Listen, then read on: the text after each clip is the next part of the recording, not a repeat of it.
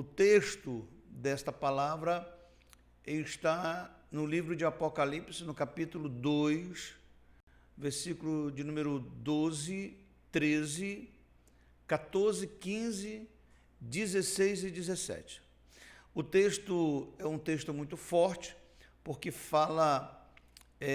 descortina algumas realidades que estão acontecendo no meio da igreja.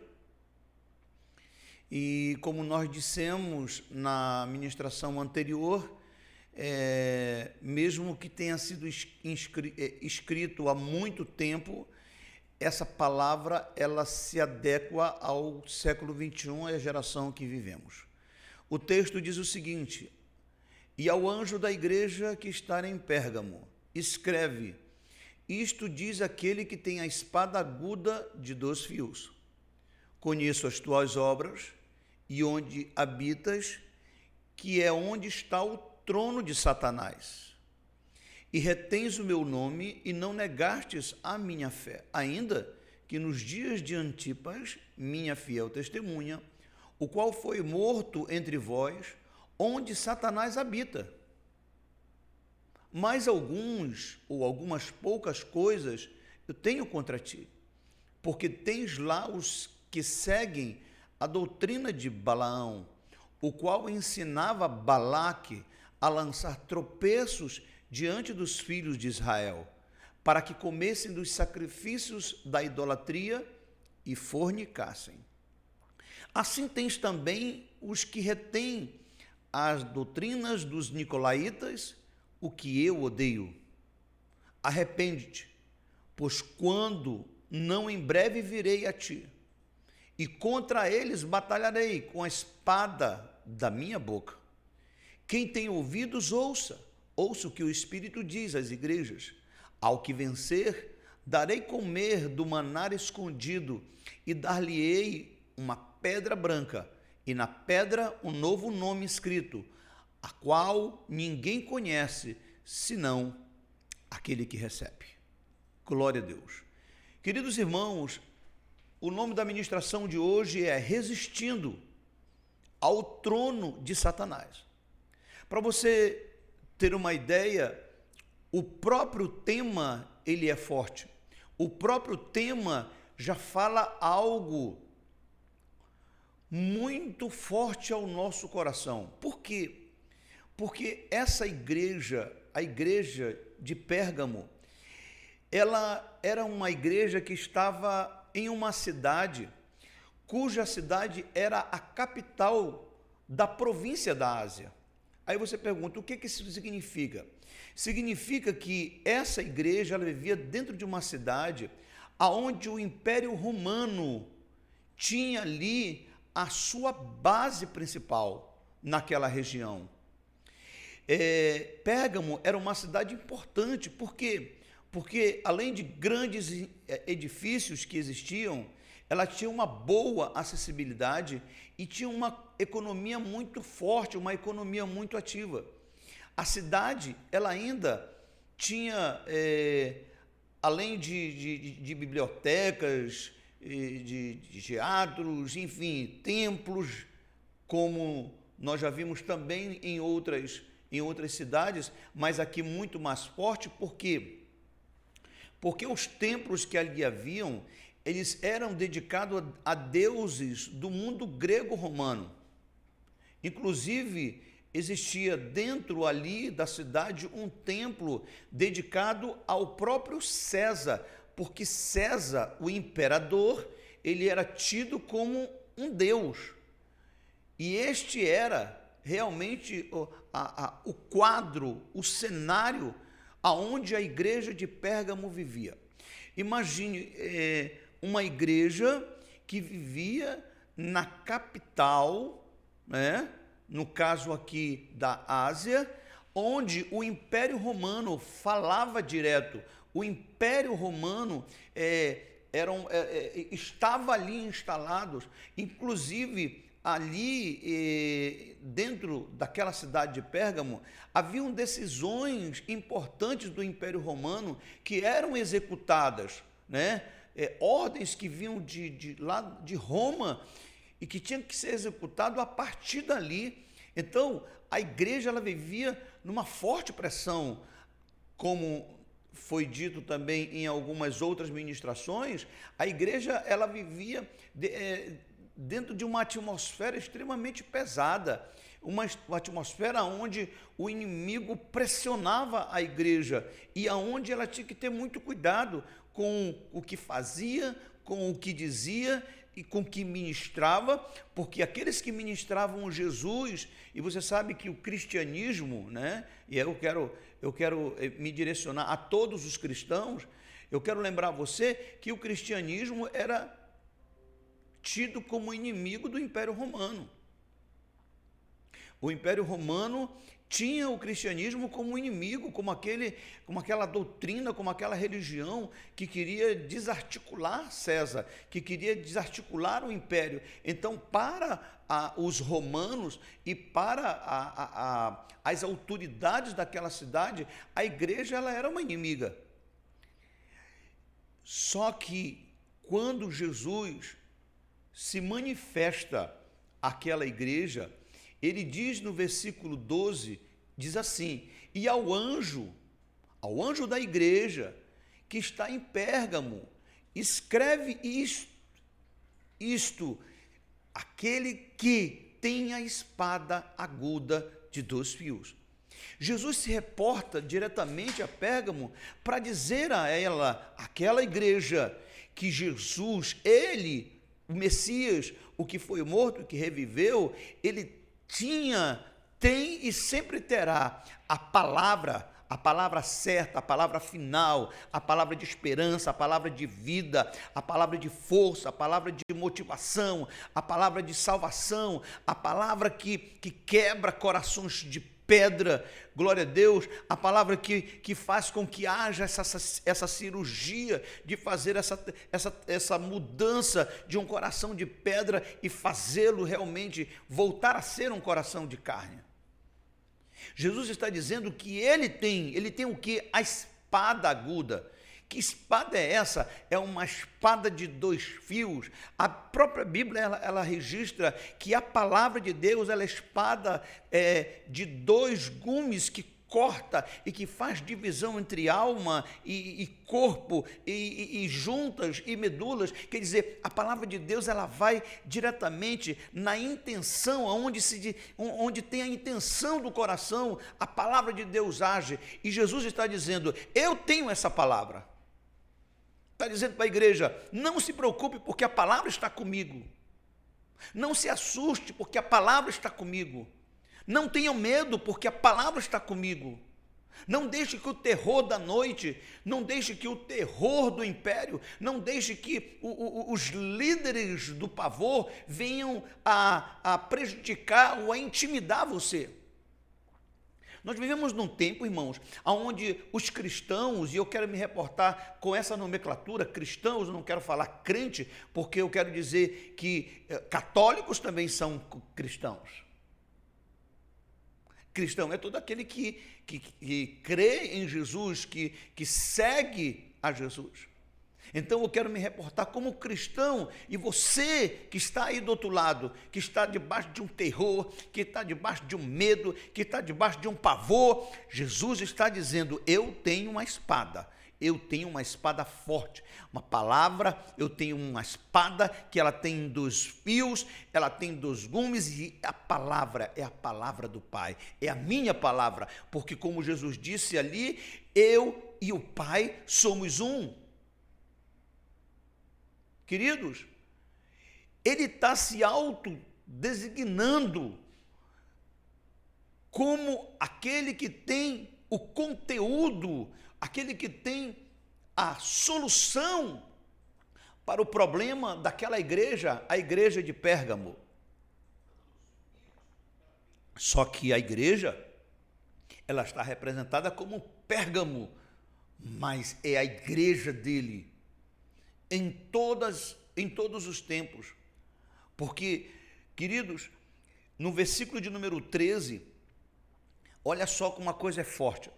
No versículo de número 13, o Júnior vai colocar aí para a gente, diz assim: conheço as tuas obras, e onde tu habitas, que é onde está o trono de Satanás, e retens o meu nome, e não negastes a minha fé, ainda nos dias de Antipas, minha fiel testemunha, o qual foi morto entre vós, onde Satanás habita. Imagina, querido, o diabo, Lúcifer, tinha instalado o seu trono naquela cidade.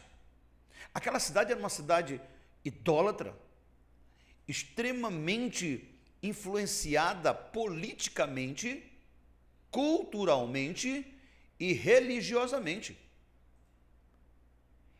Jesus está dizendo que conhece que, por mais que a igreja esteja vivendo naquela cidade, naquele antro de perversão, de prostituição, de idolatria, de injustiça, ele declara: eu sei onde tu habitas, eu conheço as tuas obras, e eu sei que tu retens e tem retido o meu nome, e tu não tem negado a minha fé. Ou seja, mesmo debaixo de uma pressão forte, mesmo debaixo de uma opressão terrível, mesmo sendo perseguida, porque era uma igreja perseguida, não era, a prova está aqui.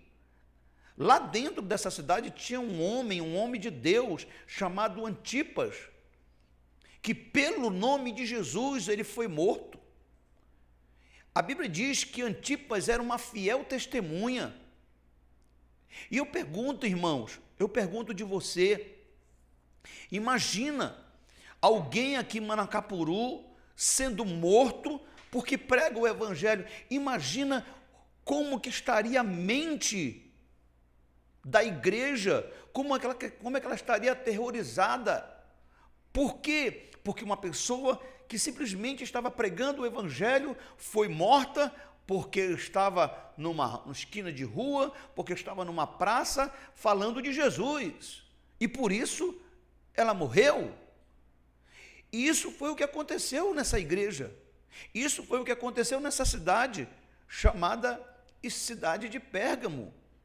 A igreja que estava instalada lá, ela tinha boas obras, ela estava retendo o nome de Jesus, pregando o nome de Jesus, resistindo o mal, o pecado, a adversidade, o problema, a doença, a morte, a perseguição, em nome de Jesus, e não negou a fé que tinha nele. Esse testemunho é do próprio Yeshua.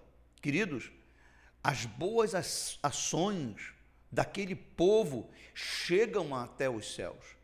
Tudo que você faz na terra de bom chega até os céus, e de mal chega também, porque lá chegou toda a informação necessária para que Jesus pudesse dizer para a igreja e declarar à igreja que ela não estava só, que ele, Yeshua, estava acompanhando e que velava e zelava por ela. O testemunho de cada um, irmãos, o seu testemunho, Júnior, o meu testemunho, o testemunho do seu vizinho e o seu testemunho para o seu vizinho falam muito alto. O seu testemunho na escola, o seu testemunho no trabalho, o seu testemunho na rua, falam muito alto, irmão. Você acha que as pessoas não estão te observando? Você acha que você é um Zé Ninguém, um zero à esquerda? E eu quero dizer que você não é essa pessoa. E ele diz aqui que essa testemunha, ou o testemunho de cada um que fala muito forte perante Deus, vai ecoar muito forte no coração das outras pessoas que nos observam. Interessante que Jesus declara que a resistência em não negar o meu nome, aonde está o trono de Satanás. Ele faz questão de dizer para a igreja que ela tem resistido à pressão que vem do inferno. Irmão, o que a Bíblia está dizendo é: o trono do diabo estava naquela cidade. Jesus não fala isso para as outras igrejas, não. Fala para essa igreja aqui: o trono do diabo está instalado aí. A força, e eu quero dizer que a força política dentro daquela cidade era muito forte. Não era uma politicazinha qualquer, não. Não era uma política dessa que a gente vive aqui, não. Era uma política opressora, era uma política que realmente ia para matar, para destruir, para fazer com que a igreja fosse extinta, destruída. Porque assim como eles tinham levado Jesus à cruz do Calvário, eles não conseguiram conter a palavra de Jesus na cruz, porque Jesus desce, né? Ele ressuscita, e aí eles ficam perplexos, como é que nós já matamos esse homem, e esse homem continua vivo? Como é que este homem, que essa palavra, que os discípulos não se cansam de pregar? E isso enfurecia o coração, porque o diabo, achando que tinha destruído Jesus lá no Calvário, depois observando que perdeu, agora perseguia a igreja dele, assim como ele quer e está te perseguindo. Te persegue em muitas áreas da tua vida, te persegue emocionalmente, às vezes até financeiramente. Hoje, nós estamos vivendo aqui na cidade, no estado, essa segunda onda terrível. E hoje eu vinha chegando aqui para fazer o culto, alguém estava ali na porta, né, um vizinho, e ele me falou algo que eu já tinha sentido desde ontem. Sabia? E eu quero dizer para você o seguinte: nós temos que tomar muito cuidado, irmão. Nós temos que orar muito ainda. Sabe por que nós temos que orar muito? Porque assim como nós estamos vivendo a segunda onda deste vírus, poderemos passar pela terceira. E eu pensei nisso ontem por volta da tarde. E quando eu ia entrando e perguntei dele, aí, como é que o senhor está e tal, ele disse, eu estou bem, e ele disse, nós temos que tomar cuidado com a terceira onda. E eu disse, meu Deus, eu pensei nisso ontem, como é que... E deixa eu dizer, ele nem crente é. Então nós temos que ter cuidado, querido, porque há uma perseguição espiritual. As pessoas em casa, elas não estão crescendo espiritualmente. Muitas dessas pessoas estão o quê? Estão morrendo. Estão desfalecendo na fé.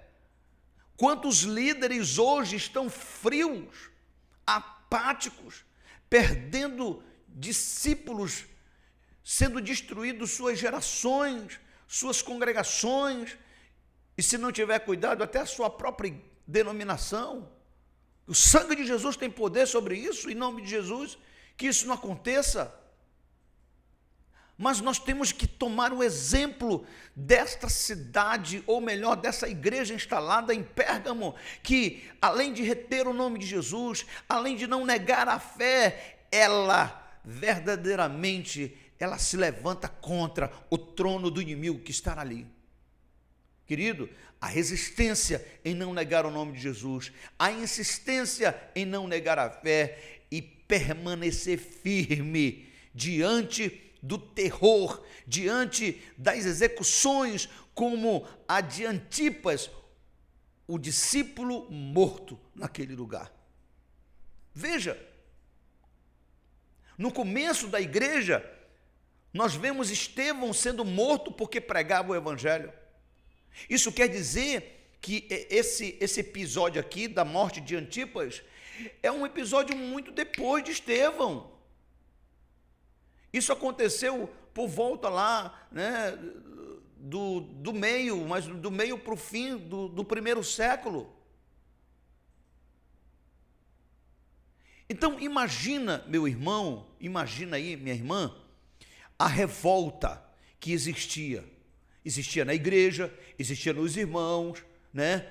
A revolta no sentido assim, por que matam um homem?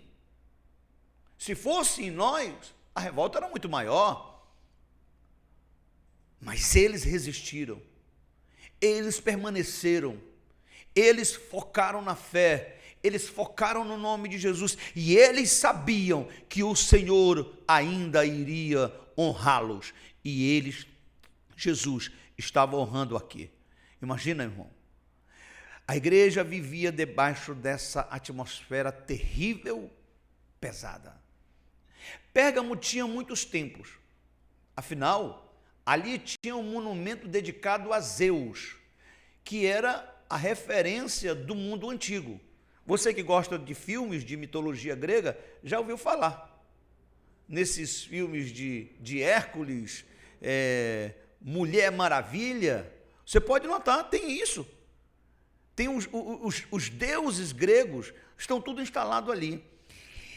E aí, irmãos, existia lá dentro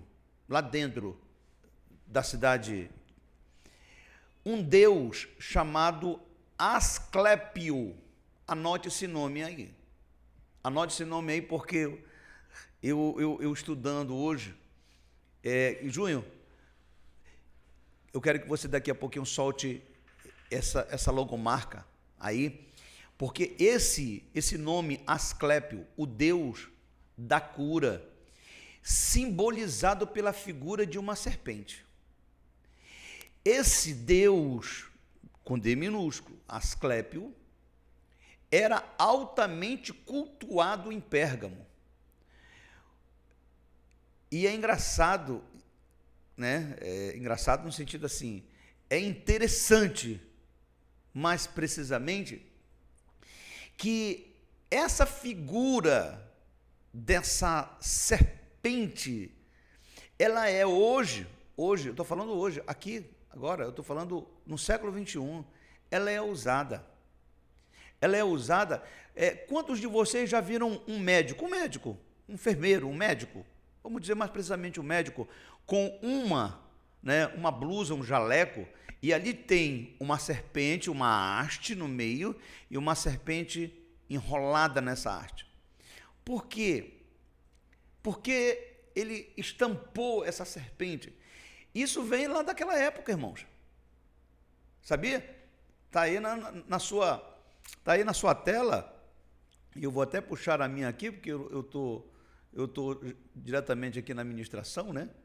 Imagina aí, naquela época, esse Deus, com D minúsculo, já era simbolizado nessa serpente. E você pode observar, meu irmão, o quanto, e eu quero que você preste atenção para isso, porque eu estou mencionando esse logotipo simplesmente para você entender que existem muitas coisas que têm nexo com o passado e nós temos que analisar aonde estão as origens dessas coisas. Por exemplo, aqui nós temos uma logomarca de medicina, ok? Eu quero que tu, Junho, dá para passar os outros? Passa para mim aqui, por favor, porque essa logomarca, ela está em muitas faculdades, tá bom? Esse logotipo, não é uma logomarca, mas esse logotipo está em muitas logomarcas de faculdades, de instituições, de farmácias.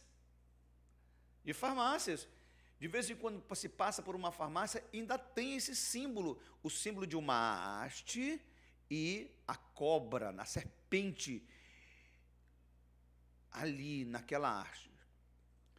Entendamos, irmãos,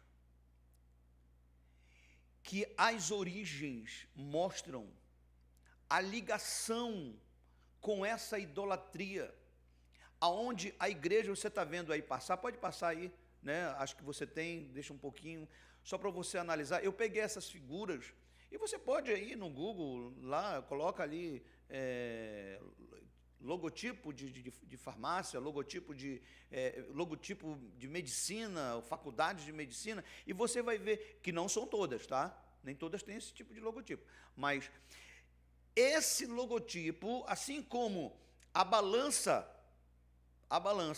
ela demonstra que é um logotipo do direito, essa figura da serpente em volta, envolvida aí numa haste, rodeando aí uma arte, simboliza a medicina, que está ligado a Asclépio, o deus da cura, e que era muito forte naquela cidade. Aí você diz, agora não vou mais para o médico, agora não tem nada, não é nada disso, irmão. Eu estou mostrando essa figura para você ver que existe uma atualização. Ainda nessa atualização, nós vamos ter um nexo, nós vamos ter uma conexão com a cultura grega. Isso quer dizer que essa cultura grega, romana, ainda está muito forte na nossa comunidade, no meio do povo. Muita gente já viu isso. E qual é a origem? A origem da medicina, na verdade, é uma serpente enrolada ao bastão de eucalipto, né? Ou Asclépio, nome do deus que simbolizava a medicina na mitologia grega. Nessa lenda, Esculápio foi arrancado do ventre de Coronis, sua mãe que havia sido morta, e entregue a um centauro que iria lhe ensinar a arte da cura usando plantas medicinais. Você fica rindo aí, mas quando você vai ver lá, na Mulher Maravilha, no Hércules, nos filmes, você baba, né? E você ainda nem teve temor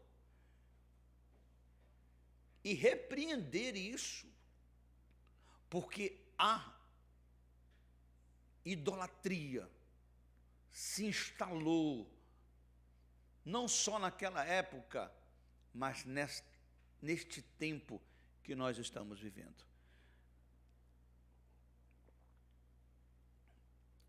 Eu estou aqui, coloca para mim rapidinho aí, Júnior, não sei se tu vai conseguir encontrar, da Universidade Federal de Minas Gerais. Só um detalhe aqui que eu achei interessante, talvez seja um dos logotipos que são mais cheios e mais coloridos aí. Está 1911.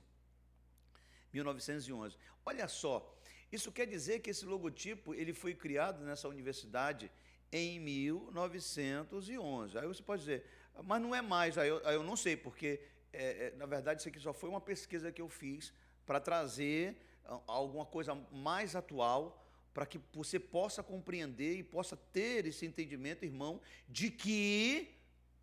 Já está aí na tela? Está aí, ó. Aqui, Faculdade de Medicina, né? Aqui está as folhas, aqui está também a haste, ok? Embaixo está escrito Universidade Federal, né? E mais embaixo ainda, o ano 1911. Mas esse episódio que eu estou narrando aqui para você, da igreja de Pérgamo, querido, isso aconteceu no início do século I, sabia? Ali, um pouco depois da morte, ressurreição e assunção do Senhor, onde ele foi levado aos céus, mas a igreja ficou. Sabe, queridos, cada um de nós precisamos pesquisar mais, precisamos estudar mais a Bíblia. A Bíblia diz que ela é fonte de vida, ela é fonte de alimento, e cada um de nós precisamos degustar mais essa palavra e pesquisar, não só ler, mas pesquisar. Viu um assunto interessante? Pesquise, porque quando você pesquisa, você amplia o seu conhecimento e você vai começar a ter uma visão espiritual muito maior do que você já tem hoje. Eu sei que você é abençoado, eu sei que você é um homem de Deus, uma mulher de Deus inspirada, ungida, cheia do Espírito Santo, mas a Bíblia diz, João 8, conhecereis a verdade, e a verdade vos libertará. Pronto. Aí nós vamos aqui para o terceiro tópico, que é o texto do versículo de número 14, que diz assim: mas algumas poucas coisas eu tenho contra ti, porque tens lá os que seguem a doutrina de Balaão, o qual ensinava Balaque a lançar tropeços diante dos filhos de Israel, para que comessem dos sacrifícios da idolatria e fornicassem. Versículo 15. Assim tens também os que retêm a doutrina dos nicolaítas, o que eu odeio. Versículo 14 e versículo 15. O que significa isso? É que dentro do contexto cristão, dentro da comunidade, e ele está falando aqui já não é da cidade, ele está falando diretamente para a igreja. Ele está dizendo, eu tenho pouca coisa contra ti. E o que eu tenho contra ti é que você tem lá dentro da igreja, lá da comunidade cristã, pessoas que estão seguindo a doutrina de Balaão. Aí você pergunta, quem foi Balaão? Que doutrina é essa? Querido, Balaão foi uma pessoa que arquitetou o plano para conduzir Israel à perversão. Ele quis instalar dentro do povo, quis ensinar o povo a imoralidade. Balaão, além de desobedecer a Deus, segundo o texto de Números 22, 25, e de forma semelhante ao que Balaão estava fazendo nesse texto de Números 22, Pérgamo tinha discípulos lá dentro, e alguns até líderes lá dentro, que estavam seguindo o mesmo caminho, a mesma doutrina de imoralidade, de desobediência, de perversão, de bebedeira, de prostituição. Irmãos, chega aqui perto. Irmãos, o número de líderes em adultério, o número de líderes que deixam a esposa, que deixam o marido, não é pouco, não. O divórcio ficou banalizado, entrou em moda, enjoou da esposa, troca ela, enjoou do marido, troca ele. Irmãos, eu estava rapidinho, eu passei por um canal, e aí era um debate, eu não vou nem dizer o nome da emissora, chamou ela de alguma coisa de lixo, e tinha um debate lá. O debate, irmãos, era o seguinte, era namoro livre, ou não, relacionamento livre. O que é esse relacionamento livre que eles estavam debatendo?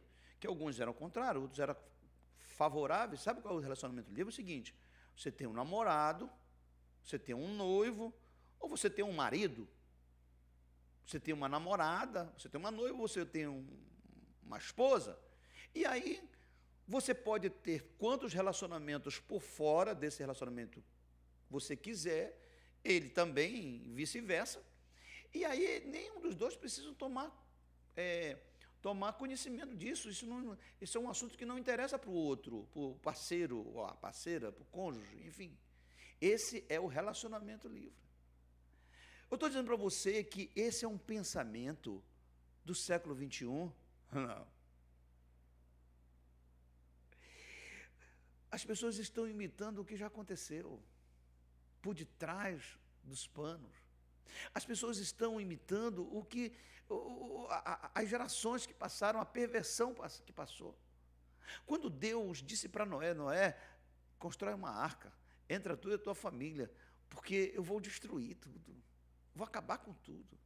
Quando Deus entrou em Sodoma, entrou em Gomorra, ele não deixou nada. A perversão era muito grande. Para você ter uma ideia, naquela época, os próprios habitantes de Sodoma queriam fazer sexo com um anjo. Ló queria dar as filhas que eram virgens para não toquem nesses homens, esses são visitantes na minha casa, eu entrego minhas filhas virgens. Não queremos, nós queremos o homem.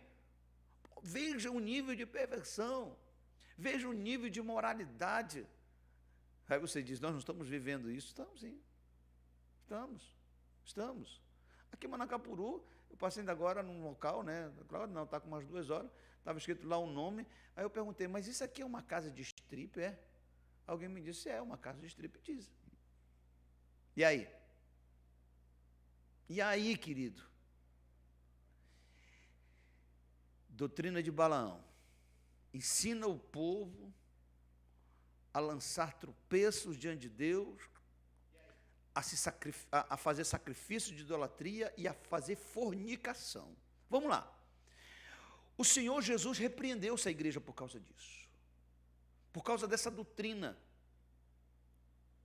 e aplicou a disciplina, porque doutrina de Balaão se encontrava muitos simpatizantes, muitas pessoas que aderiam a essa doutrina. Nesse tempo, no Antigo Testamento, Balaão arquitetou, querido, ele projetou conduzir a igreja à perversão, à imoralidade, a trazer a orgia, a trazer o sexo livre, a trazer a prostituição generalizada. Pronto, acabou-se. Sabe, irmãos?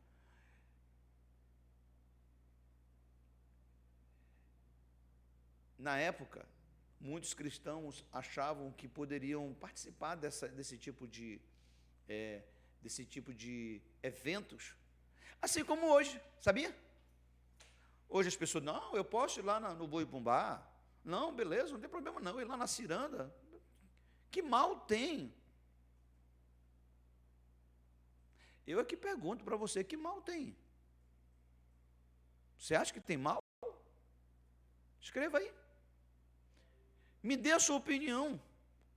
E eu vou lhe dizer a minha, mas não vou dizer agora não. No final eu vou dizer a minha opinião. O que eu penso. O que eu entendo dentro da Bíblia. A Bíblia diz que o que foi escrito para nós e para nossos filhos, as coisas encobertas estão para Deus. Então eu quero dizer uma coisa para você, querido. Você tem que se posicionar. Eu estou me posicionando. E você? Tem coragem de se posicionar hoje? Está tudo calmo? Possivelmente não vai ter carnaval. Mas quando acabar essa pandemia, esse pandemônio que está aí fora, o pau vai cantar de novo. Eu pergunto, quantas pessoas hoje estão vivendo as doutrinas dos nicolaítas? E eu estou dizendo para você, eu estou falando de cristãos, não estou falando de ímpio não, irmão. Estou falando de cristão, estou falando de cristão para cristão aqui. Você sabe que no versículo 15, ele menciona a doutrina dos nicolaítas. Assim também tens os que retêm a doutrina dos nicolaítas. Quem eram? Eram pregadores também da idolatria, pregadores também da imoralidade entre os primeiros cristãos. Esse povo, ele é mencionado e direcionado à igreja de Éfeso, para o qual o Senhor declara: tens, porém, isto, que odeias as obras dos nicolaítas. Lá em Éfeso, Deus diz para Éfeso: eu sei que tu tens resistido a essa doutrina. Já nesse caso aqui, dentro da igreja de Pérgamo, essa igreja, ela tinha pessoas que gostavam dessa doutrina, que gostavam desse estilo de vida. E aí, irmãos, olha só, como podemos entender diante de tudo isso? É importante saber que os nicolaítas eram as pessoas que tinham as suas obras más, as suas obras perversas. Sabe, e meu irmão, minha irmã, hoje,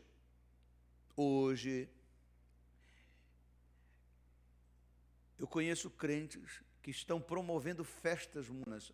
Agora não, porque agora não está podendo promover nada. Mas ainda há pouco estavam promovendo festas mundanas.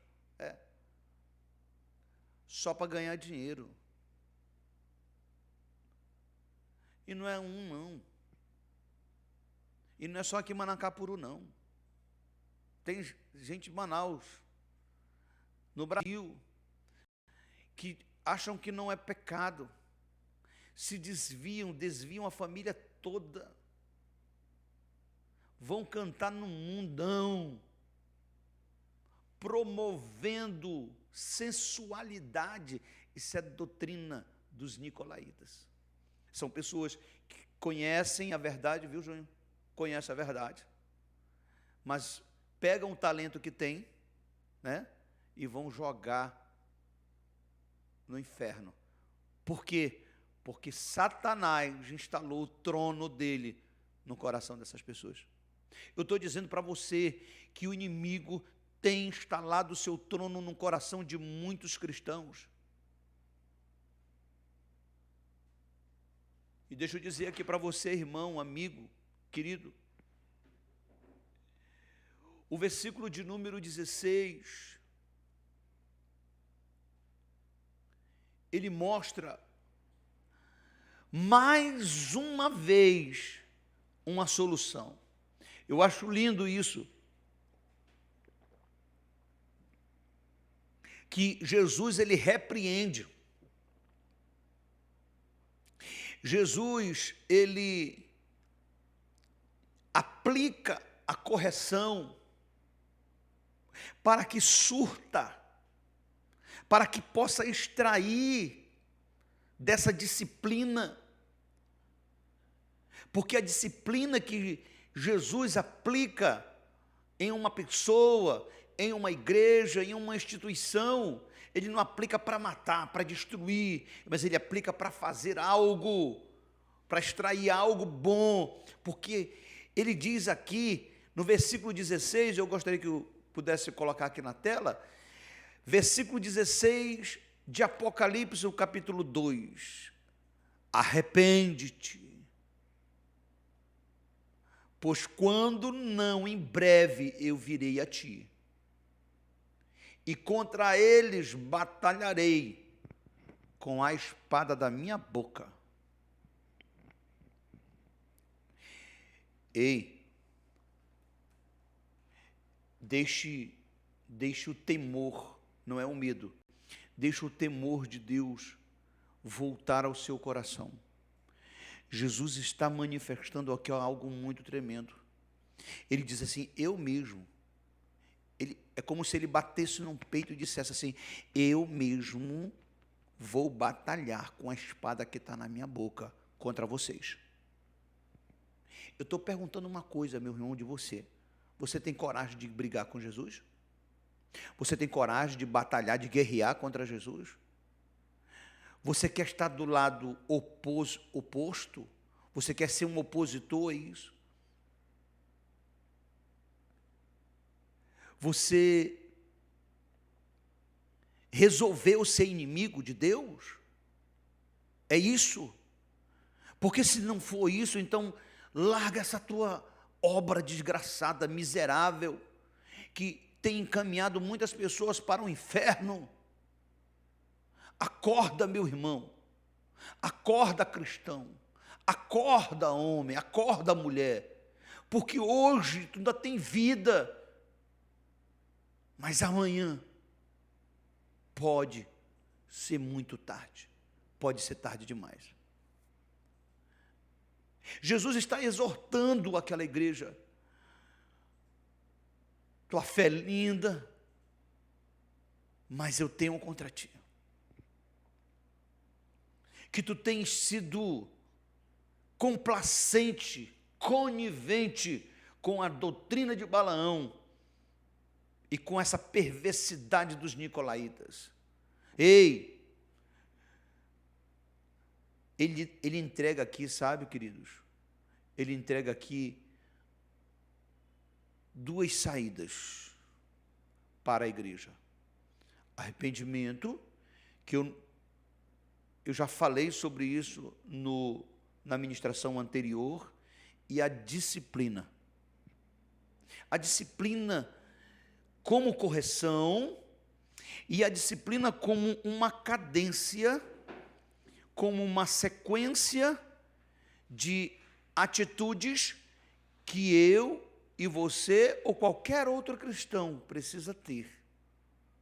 A disciplina de ser uma pessoa organizada na vida espiritual, e de onde você errou, onde você caiu, onde você se perverteu, aonde você deixou o trono de Satanás ser instalado, você se arrepender, ou seja, você mudar.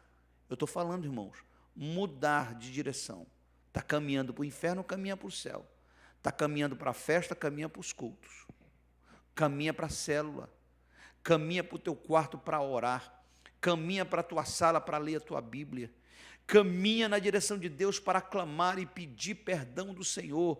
A Bíblia diz: arrependei-vos e cada um sejam batizados em nome de Jesus. Ou seja, vivam a vida de Jesus, vivam o arrependimento em Jesus, vivam uma vida nova em Yeshua, em Jesus, no Filho de Deus, no Messias.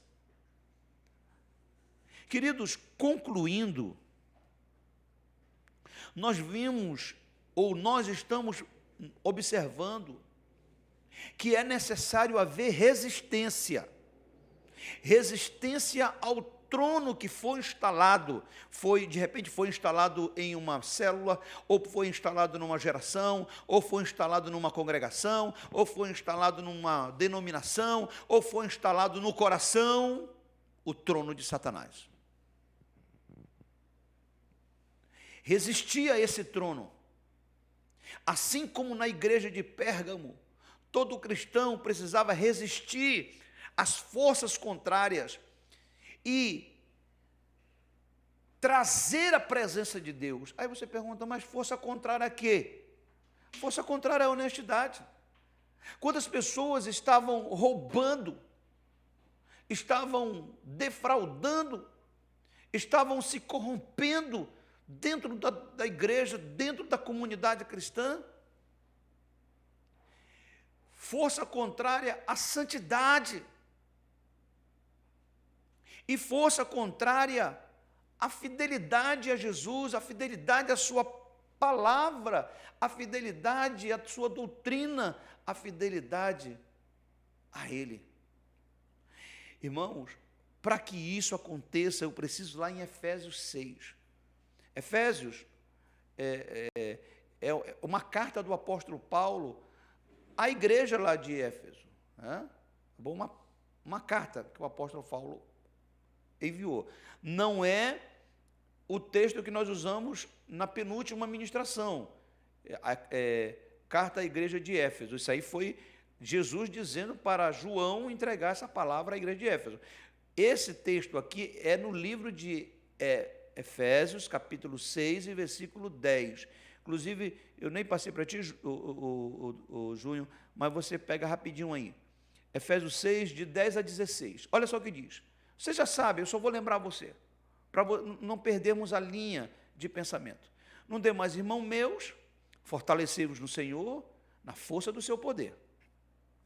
Revesti-vos de toda a armadura de Deus, para que possais estar firmes contra as astutas ciladas do diabo. Porque não temos que lutar contra a carne e o sangue, mas sim contra principados, potestades, contra príncipe das trevas deste século, contra as hordes espirituais da maldade nos lugares celestiais. Portanto, tomai toda a armadura de Deus para que possais resistir no dia mau, e havendo feito tudo, ficar firmes. Estais, pois, firmes, tendo cingidos os vossos lombos com a verdade, vestida a couraça da justiça, calçados os pés na preparação do evangelho da paz, e tomando sobretudo o escudo da fé, com o qual podereis apagar todos os dardos inflamados do maligno. Ei, Jesus está manifestando aqui através de Paulo as forças espirituais, a proteção através do escudo da fé, e está dizendo que esse príncipe das trevas, ele está atuando neste século. Ou seja, atuou no século I, atuou no século X, no século XV, no século XX, e está atuando no século XXI. Isso é forte, irmãos, porque o trono de Satanás está instalado no coração de muitos cristãos, de muitas igrejas, de muitos pastores, Isso é triste, isso é lamentável, mas a Bíblia diz: arrepende-te quando não, em breve virei a ti. Arrepende-te, porque senão eu batalharei com a espada da minha boca. Sabe, queridos, toda resistência, ou resistência a todo desejo, ou convite ao pecado, porque as forças diabólicas, elas são instaladas na presente geração, da mesma forma como fora instalado naquela geração, dessa devida igreja. Cabe a mim, mas cabe a você detectar aonde que tem o dedo do diabo, aonde que tem instalado um pensamento, um sentimento, uma atitude, um desejo. Você precisa detectar isso. Não adianta querer cobrar isso do seu líder, porque tem uma frase filosófica que diz assim: conhece-te a ti mesmo. É uma frase filosófica, não é bíblica, é filosófica. Conhece a ti mesmo. Tu tens que te conhecer assim como eu preciso me conhecer. Eu preciso conhecer o meu corpo. De repente, o meu corpo começa a manifestar uma dor, uma situação. Eu preciso entender que aquilo não é normal. Se eu consigo detectar uma anomalia no meu corpo, eu também preciso detectar uma anomalia na minha alma. Se eu consigo detectar uma enfermidade, uma dor, algo diferente do normal no meu corpo, eu preciso ter ouvidos e olhos e percepção espiritual para detectar isso na alma, porque a alma, ela absorve coisas boas, mas ela ama coisas do diabo, do mundo e da carne. Então eu preciso lutar, eu preciso detectar, eu preciso fazer uma visão, ter uma visão panorâmica de tudo isso, para que eu possa resistir. O texto de Efésios 6:10 diz: para que possa resistir no dia mau. Nós estamos vivendo dias maus. Piores dias do que esse, só na grande tribulação. Nós estamos vivendo dias terríveis. Todo dia, quando amanhecemos e vamos ver as postagens que estão nas redes sociais, é fulano em luto, é ciclano em luto, é outros pedindo oração por ciclano, por beltrano, que entraram no hospital de campanha, estão hospitalizados. Você quer dia maior do que esse, meu irmão? Vai para a grande tribulação. Lá vai ser pior. Espera as 7 taças cheias da ira de Deus, que estão registradas no livro de Apocalipse. Mas você não quer isso? Então lute. Resisti ao diabo, e ele fugirá de vós. Chegai-vos a Deus, e ele se chegará a vós. Aqui mostra, irmãos, as 3 chaves.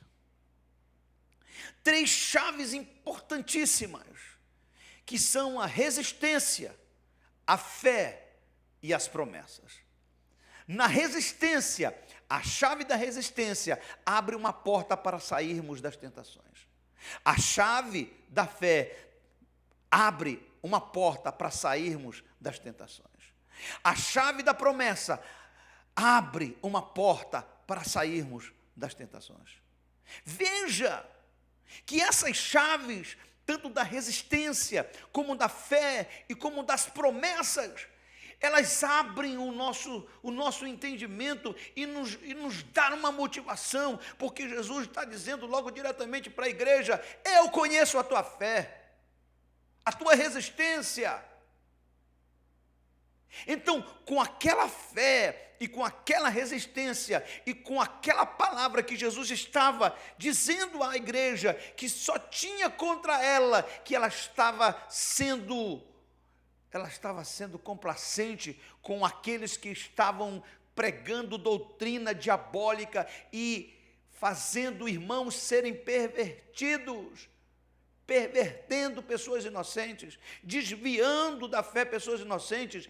Se a igreja resistisse também aquilo, continuasse com a fé que tinha, então ele aplicou a promessa. Cristo declara à igreja que a igreja iria viver pela fé. A fé é a chave que abre uma porta para sair do deserto, para sair de um problema. O cristão, ele vive por fé. Em Gálatas 3:11, a Bíblia diz assim: e é evidente que pela fé ninguém será, e é evidente que pela lei ninguém será justificado diante de Deus, porque o justo viverá pela fé. Em Hebreus 10:38 diz o seguinte: mas o justo viverá pela fé, e se ele recuar, a minha alma não tem prazer nele. Portanto, vivemos nas promessas de Jesus. Por quê? Por fé. Então, se tem uma promessa de Jesus na minha direção, eu a recebo por fé. E por fim, a igreja em Pérgamo termina com uma maravilhosa promessa. E a gente termina essa ministração com essa promessa. Uma promessa, queridos, que Cristo declara e dará a quem for vencedor. Ah, quem for vencedor. Versículo 17. Quem tem ouvidos, ouça o que o Espírito diz às igrejas. Ao que vencer darei a comer do maná escondido. Dar-lhe-ei uma pedra branca, e na pedra um novo nome escrito, o qual ninguém conhece, senão aquele que o recebe. Queridos, a Bíblia mostra que esse maná escondido explica que o próprio Cristo, o próprio Jesus é o alimento, é o maná. Inclusive, João 6, 31 a 35, mostra que muitos rejeitaram o maná dos céus. Agora, além deste maná, isso é promessa de Deus, a gente só recebe se for pela fé, fora disso não tem como receber. Além desse maná escondido, a Bíblia mostra que existe uma pedra branca, e a respeito dessa pedra branca, que traz o quê? Traz um nome sobre ela. Aí você fica perguntando, mas para quê, meu apóstolo? Já está no céu, já está bom demais. Para quê? Olha só. A pedra branca, escrito com um nome que só você vai saber, é uma senha. Quando você vai entrar no seu aplicativo, você não tiver senha, você não consegue entrar. A pedra branca é uma senha, aonde essa senha tem um nome, e aonde o nome não é o seu nome da terra, é o nome que só você vai saber no céu. É uma senha, é uma referência, como símbolo de purificação. Ali está seu nome, um homem que foi purificado. Como um símbolo de justificação, aqui está um homem, o nome dele é fulano, está escrito na pedra dele, ele foi justificado por mim. É um símbolo de santificação.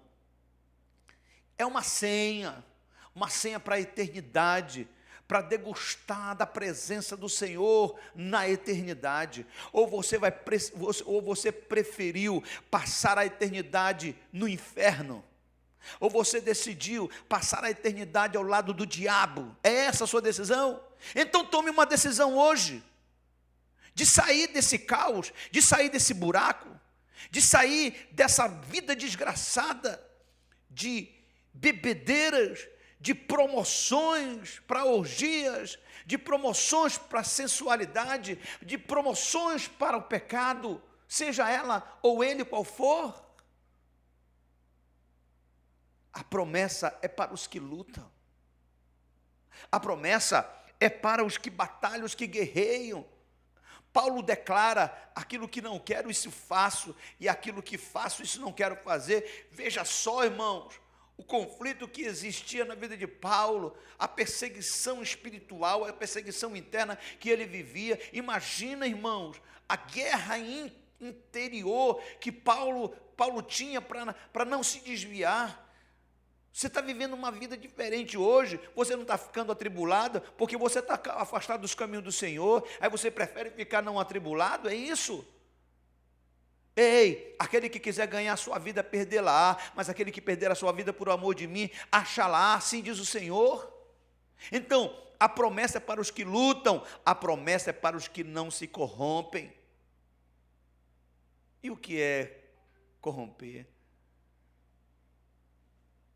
Sabe, irmãos, corromper é subornar e ser subornado. Sabia? Corromper é depravar-se ou promover depravações. Corromper é oferecer dinheiro em vantagens ou vantagens a alguém para satisfazer o interesse próprio. Corromper é ser desonesto, é buscar a própria corrupção ou corrupção fiscal. Isso é corrupção, isso é corromper o caráter, corromper a dignidade, corromper os princípios que já foram estabelecidos por Deus na sua vida. Saia desse buraco hoje em nome de Jesus. Arranque esse trono de Satanás do seu coração.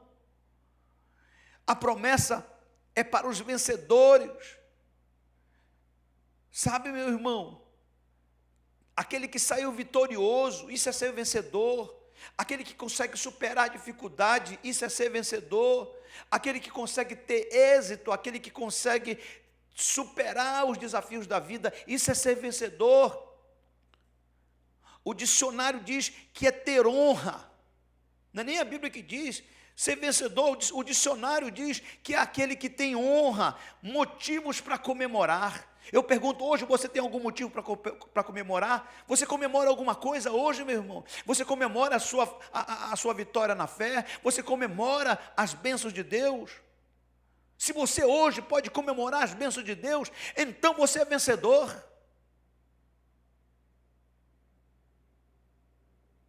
Seja vencedor. Seja vencedor.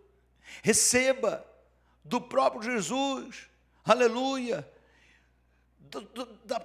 das próprias mãos do Senhor Jesus, a sua pedra branca, escrita com um novo nome, ao qual ninguém vai conhecer, somente você. Receba essa senha para a eternidade, essa senha para estar ao lado do Pai, ao lado do Filho, na presença dos anjos, na presença do Senhor, aleluia. Eu quero dizer que nós adoramos ao Altíssimo e reivindicamos nessa noite a sua vida na presença do Senhor. Reivindicamos em nome de Jesus que se o trono de Satanás foi instalado na sua vida, hoje seja arrancado no nome de Yeshua. Se ele foi instalado na sua mente, que ele seja arrancado em nome de Jesus. Se ele foi instalado no seu coração, que ele seja arrancado em nome de Jesus. Se ele foi instalado na sua casa, que ele seja arrancado. Na sua família, que ele seja arrancado. E que o Cordeiro de Deus, que tira o pecado do mundo, te devolva a paz que foi roubada de você. A presença de Deus que saiu porque você resolveu expulsar o Espírito Santo. Convide o Espírito Santo para estar na sua vida. Convide o Espírito Santo para está na sua vida. Libere hoje um clamor a Deus, libere hoje um pedido de perdão ao Senhor. Receba a promessa da senha, receba a promessa da pedra branca, que vem um nome, e cujo nome, aleluia, é um nome diferente seu, e você só vai receber isso se o seu nome estiver escrito no livro da vida. Eu quero orar por você. Feche seus olhos. Feche seus olhos.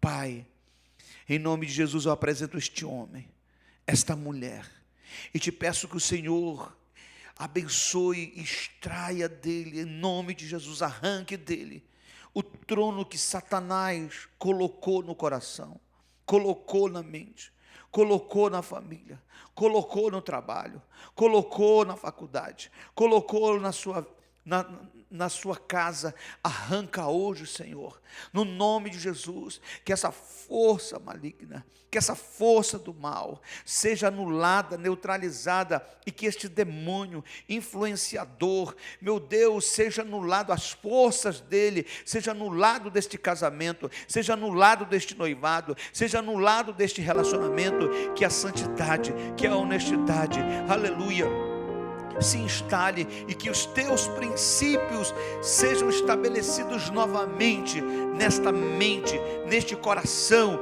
e que a paz que excede todo o entendimento, aleluia, renasça na vida deste homem, na vida desta mulher. Obrigado, Senhor, porque eu sei que todas as coisas estão patentes no teu trono, e eu posso aqui adorar o teu nome e te agradecer por tudo que o Senhor já tem nos entregue. Muito obrigado, em nome de Jesus. Glória a Deus.